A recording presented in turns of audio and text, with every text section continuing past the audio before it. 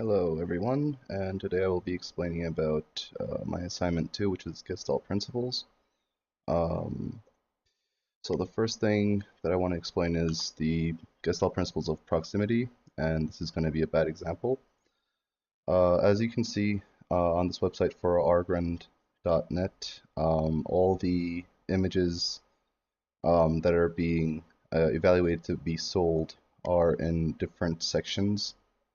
It would be a lot better if they were grouped uh, accordingly. For example, you can have ATVs or any kind of vehicle in the section in the top left, and then you can have like I don't know, bicycles in the middle, other equipment that's being sold for like technology. As you can see, there's a telephone right here on the right side, etc. Um, so the developer, when they were doing this, as you can tell, some sections of the tabs are actually overlapping others.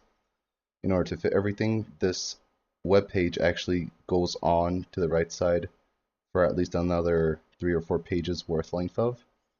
So grouping these uh, ads together would be a lot better than placing them all randomly like this.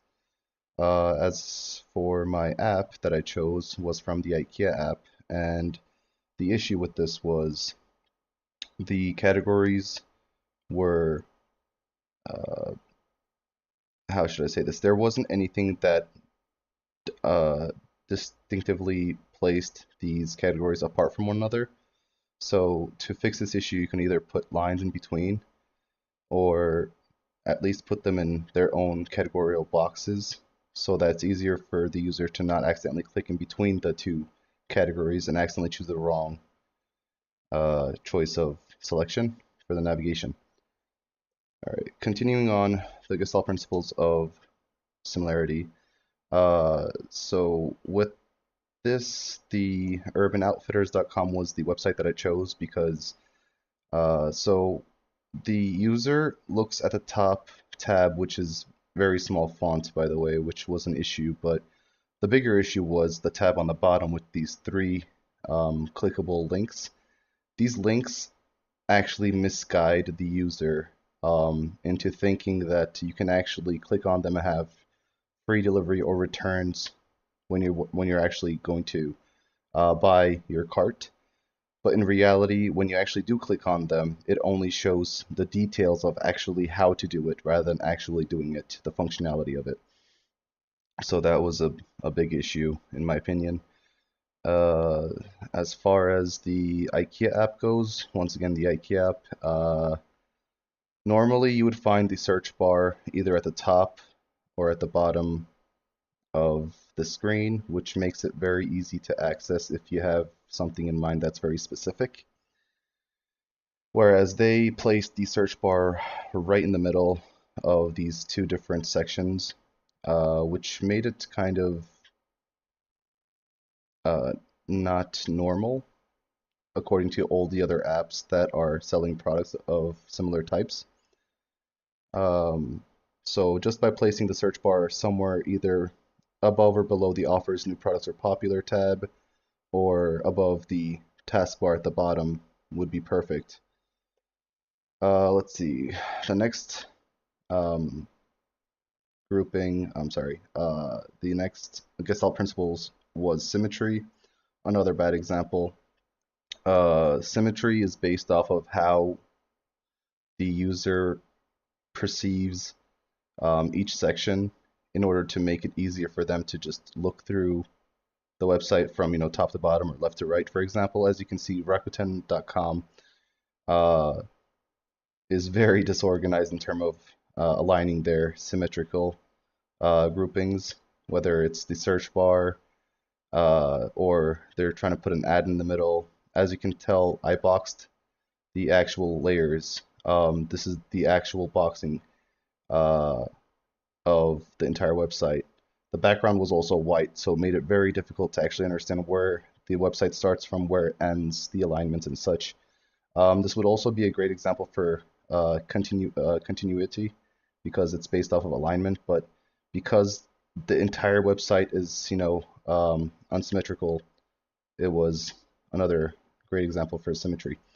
The app on the right is from H&M, and sadly there was none for Turkey because H&M does not work in Turkey for some apparent reason.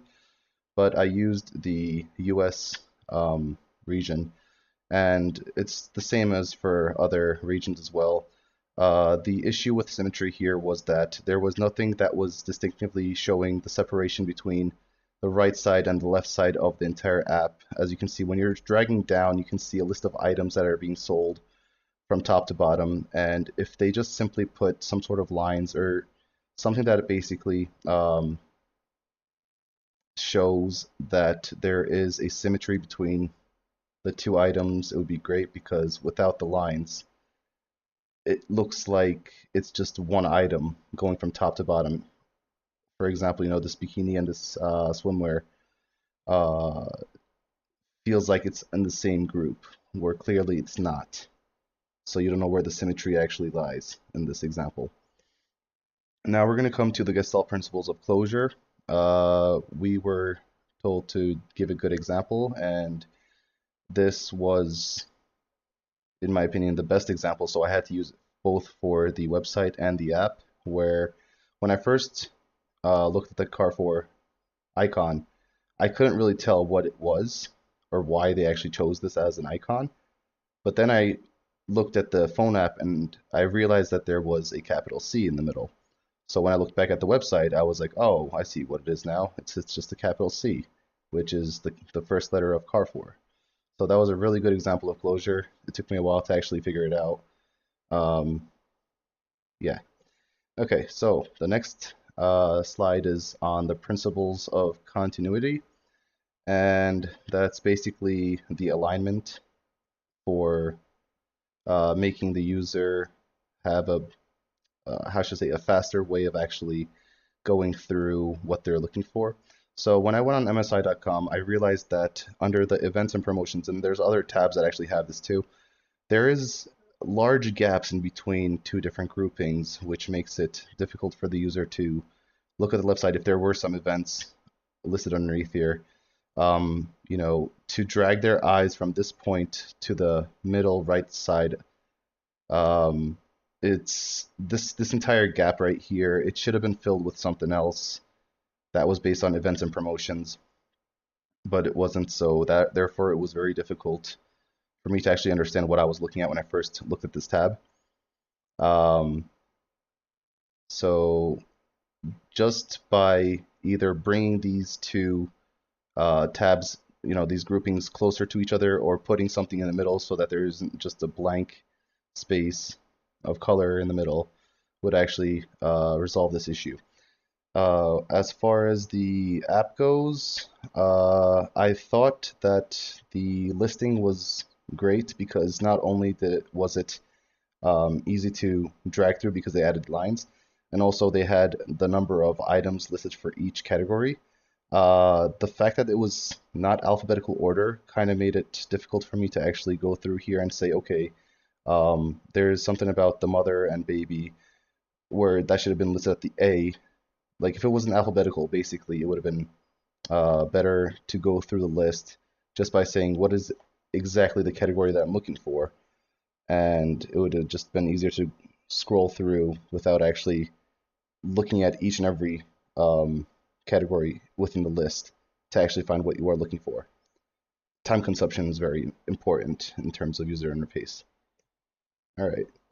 For my Fitts law, I chose tutarlarsat.com, and I've realized that Fitts law is based off of how far one thing that you are trying to click on with the mouse is to another thing. So what I realized was that the top tab of this website contained, the main homepage, and their shareable sociability, which is like Facebook and Instagram, etc. Whereas right underneath it is the icon where you click on it, it brings you back to the homepage. So that was redundancy within the site itself because it says Anasaifa, which means homepage, but you click on the icon to bring you back to the homepage anyways. So you could have just basically placed this icon where the Anasaifa was and made this a little bit bigger and put it in the middle to make it more user friendly, in my opinion. And the fact that the search bar was so far away and there's this big gap in between the tabs uh, made it very difficult for me to go from one end of the screen to the other just to access this search bar if I couldn't find anything within the tabs that was listed underneath here. Same thing goes for the tabs on the bottom, which is the markalar, indirimli Muslims, iletişim, etc. Those tabs could also be aligned to the middle as well to make it closer to the search bar, just in case you can't find something that you're looking for, and make the font a little bit bigger so that's easier. Overall, the site was not that bad, but the fact that it took a lot of um, mouse cursor moving, whatever you want to call it, the position of the cursor for it to take to go from one end of the screen to the other was just very tedious, in my opinion. All right, the app that I chose for Fitzlaw was Hepsi Burada, and the issue that I had with this, which is why I chose Fitzlaw for this example, was that there's a tab right here where the Sırala and Filtre, underneath that tab, it says Satıcı Telefon. Sorry, my Turkish is really bad. So to drag to the right, it's a very long list that just keeps on going. So it's just a bunch of categories enlisted where you have to keep dragging right. And the fact that it takes so long for you to actually access what you're looking for with your finger cursor, it's just a pain. So to overcome this issue, I was thinking, if there's a three-line tab in this left top corner of the app, they could have added another one right next to the contact or user interface to actually make the screen open up on the right side rather than left, as for this. There could be an arrow to the right with the 3 tab, so that opens up on the right side by dragging it with these categories listed on the right side. So it's a lot easier to access rather than dragging through each and every category to find what you're looking for. Okay, Hicks law. Hicks law is basically the amount of time it takes for the user to find what they are looking for. So when I looked at sahibinden.com, I realized that on the left side there's a list of categories with the main category listed at the top with an icon next to it. So instead of having a list that drags on down to about 4 or 5 pages worth length, you could have just made a pop-out tab or a drag-down tab that when you click on the main category, you can either have the choice to go directly to the main category to actually see the list in better detail on a new page, or you can just click on it, it drags down or pops out with these other listed categories that are more in detail to come out, so that you don't have to actually drag down 3 to 4 pages worth to actually find what you're looking for, because that would actually save a lot of time. So the app that I chose for this Hicks Law was Walmart app, which basically was similar to this Hepsi Burada app, where it drags the tab right here with the video games, baby and toddler, food, beauty, etc.